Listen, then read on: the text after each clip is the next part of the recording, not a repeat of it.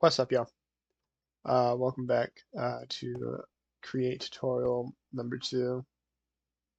Um, in this video, we're gonna go over like making like kind of a little bit of a workshop, and then I may or may not get into another thing. Um, but I think we'll leave it here. So for your basic workshop, all you're gonna need is wood, iron, and andesite. Then I'll go into the kelp a little bit later. But I would think if you're like following along where you are currently, I'd say get some kelp on your hands, start growing it and whatnot, just because we're gonna need it um, a little later.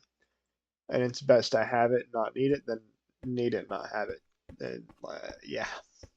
So for a workshop, we're gonna need a couple things. The big one that we need right now is just mechanical press, and honestly, I think that's it. But it's nice to have everything all together, and then I might actually hold on. There is one more thing we can create right now, and we'll get into that. A little bit of a bulk smelter. So, like always, we're just going to need to start out by making some andesite alloy. And I'm going to pick all this up, the wrench that we made last time, or I hope I showed how to make last time. If not, here's the crafting recipe for that. I have a building there ready to go and all that. Shoot. Hold on, I forgot I needed some water. So yeah, let me grab some water. Oh man, all right. Okay. So yeah, as the last video, I showed you how to use the press a little bit, and it was a little bit tedious because you had to turn the crank yourself and all that good stuff. Actually, that inefficient stuff really. You know, big cranking your stank over here, and it takes forever. Drains your hunger and all that good stuff. Whatever, right? Let's make it do it by itself. That way we don't have to put any extra effort into it. How we're gonna do that?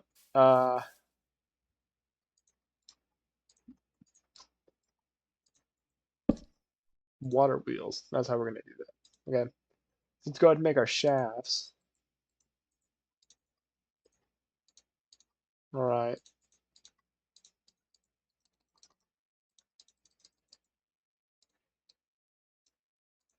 Once you have your shafts, go ahead and surround it with 8 wood, and you get a water wheel. All right. This is just the basic water wheel.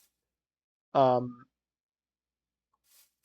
we're gonna be using the large version, so we just take that, surround it with wood again, get the large version, which will give us more power at the cost of a little bit of room. But it's not really much of a cost, more than it is just straight up profiting, you know what I mean? Cut out a little slot in the back. Yeah, and I'd say go ahead and dig it. Yeah, be fine. 5 wide seems alright. Oops, that's not what I wanted. Nope. There we go. And so, in order for these to work, you're going to need water, as is the name. It's not just called a wheel. As long as there's water going, flowing on one side of it, it'll work. The water does need to be flowing. If it's just sitting in, you know, stagnant water, still water. You should see my face right now.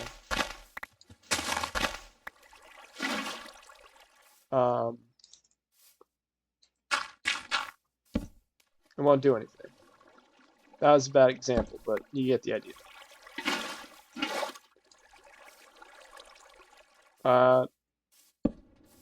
Yeah, it doesn't really need a lot of water flowing, just as long as it's flowing,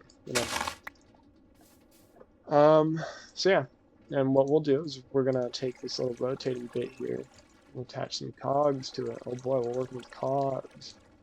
There's big cogs or small cogs, you know, just it depends on who you are and what you like. Nothing wrong with a small cog. Um, you know, it's how you use it is what matters.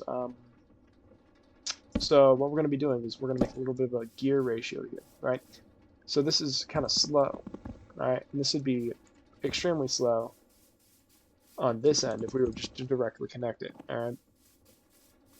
And yeah, I'll show you what that looks like real quick. All right, so this is what that looks like. It's incredibly slow. You can see by the crank, which was unintentional. I didn't, you know, mean for that to be an indicator, but here's the speed of it right now.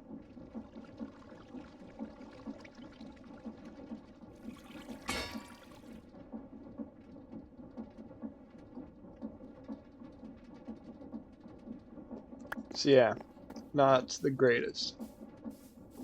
Oh, but Preston, you know, how are we gonna speed that up? It's a good question. Um,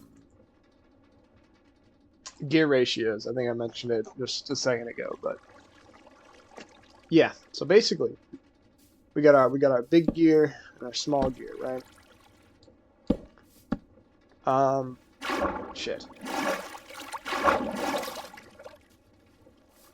What we're gonna do is we're gonna put the big gear, right? So this is gonna spin right here, right?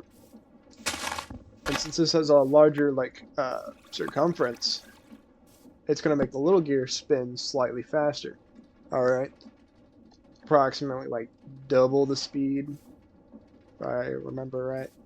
All right, and you're gonna be like, huh, that still looks slow.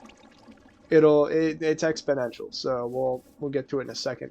But right before we do that, let's go ahead and make a casing real quick, and I'm gonna show you a little cool little trick to do with that. All right. So you'd be like, okay, well, let's just put a big gear on this one, and then put a little gear on this one. Oh, but it breaks. Reason for that is because these two are going different directions, and so it doesn't work like that. Well, how do we stop it from doing that, right? How do we stop this one from directing? That's what the casing's for. You can encase your gears or cogs with the casing without consuming a block, free of charge.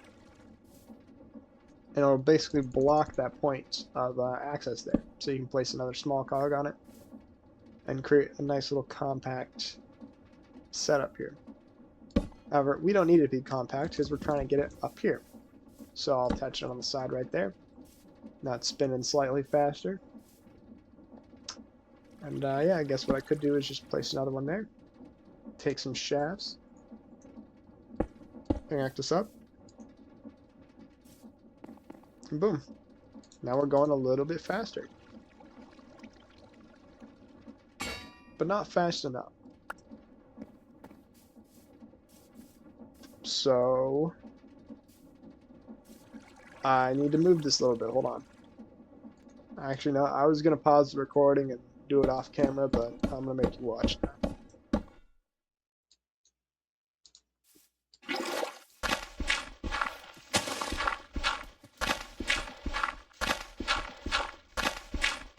I was cleaning something yesterday, and uh,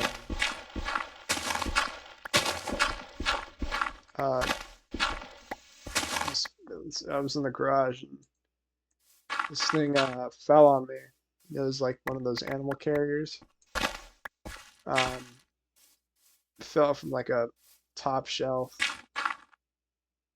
and yeah, landed right on my forehead. It didn't hurt like too much, but I was more upset by the fact that it happened in the first place.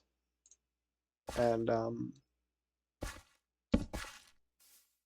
yeah, I don't know. It's weird. After it happened, I was like, huh, I should make another create tutorial.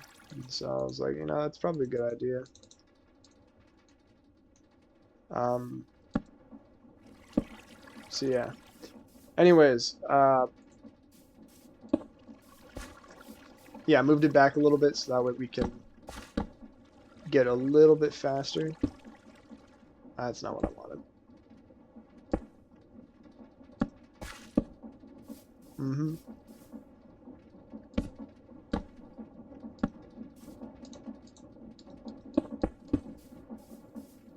Now let's see how fast it's going. Look at that. Super fast.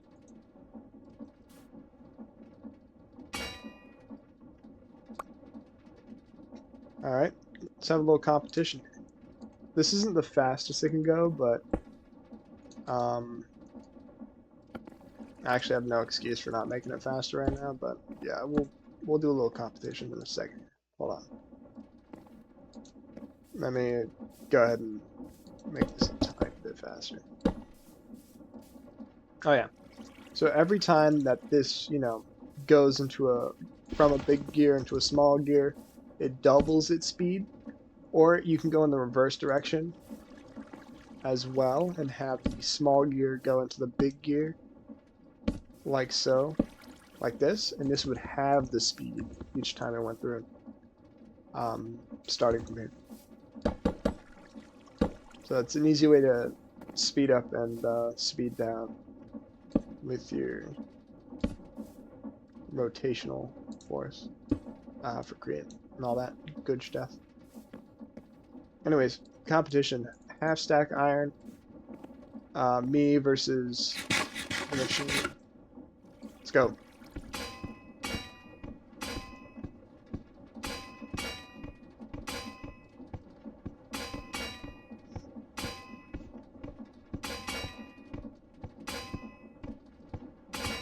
So obviously, yeah, it's quite a bit faster. Like I said, it's not at its fastest, um, but I have no reason to make it any faster. So that's like the main thing you want in your workshop is a mechanical press. It's always a necessity. And then I guess next video I'll make a little bit of a bulk smelter. Although, one last thing, yeah, about the casings. You can also use it for decorational purposes, in case you don't want all these exposed, gears and whatnot. You can case them up and make them look real nice. Same thing with the shafts. Same thing with conveyor belts. Um,